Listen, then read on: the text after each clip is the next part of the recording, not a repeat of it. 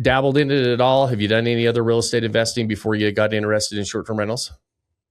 We kind of fell into real estate investing. We dabble, and we're not real estate investors by any stretch of the imagination. But we bought our first house or row home in downtown Denver probably 10 years ago now.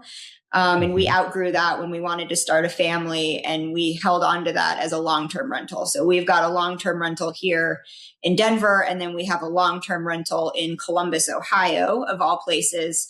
But this is the first short-term rental that we've done. Nice. Tell me what brought you to Columbus? Was it just looking at an investment, or like what, like we went like just over there for an investment side of it, right? Yeah. Purely an investment. It was an acquisition we made during COVID when interest rates were at an all-time low. We knew we had to take advantage of that. So yeah, we did some research on different areas and kind of landed on Columbus just based upon acquisition price and different things that were getting built around there. The college is right there, of course, as well. So very, very random, and neither of us have ever been to Columbus to this day. Yeah, we've never seen the house. I think we've owned it for 4 or 5 years, and we've never seen the house. We may never see the house because we're unsure if we're going to keep that house. We've got maybe some future plans for it. So we may never actually see that property. So it was purely investment, just but we've got investment. a property management on that one. And then we manage our Denver one. So yeah, just one of those turnkey long-term investments, right? You buy it, it's already managed. Everything's, it's like the true mailbox money. Yes, when it comes to a little different on the work scale from those long-term, like true, like turnkey properties versus short-term rental investing, right? Way different. So let's, go ahead, Tyler. Sorry.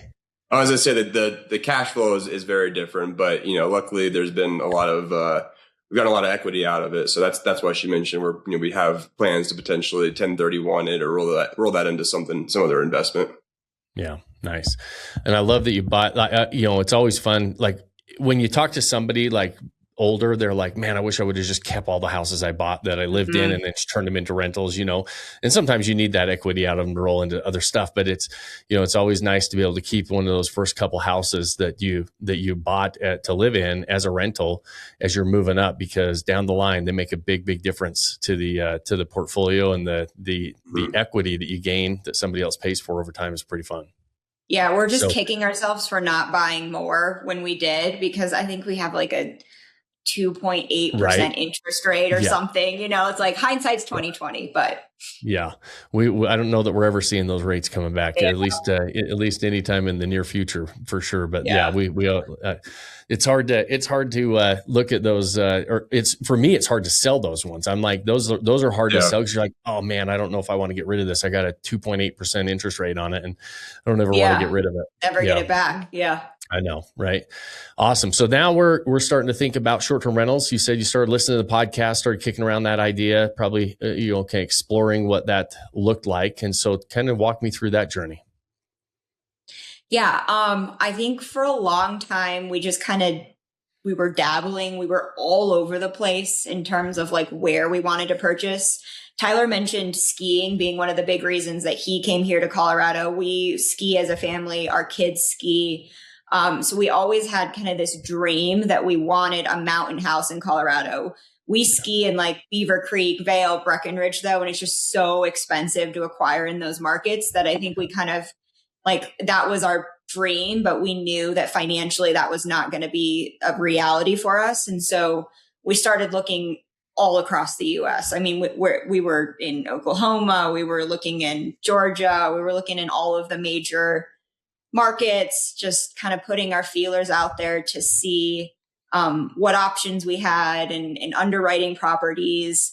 And eventually we came back to Colorado, realizing that for our first one, we wanted it to be close to home. We wanted it to be something that we can actually use. So it's an investment for us. It's money making is kind of the primary goal. But we also want to be able to use it with our family. And if we had a property in Georgia or something like that, we probably just wouldn't be using it as much. So we came back to Colorado. We looked in like Fairplay, which is a small town outside of the Breckenridge area. That's actually a really good market for short-term rentals, put a offer in on a house there, didn't end up getting it.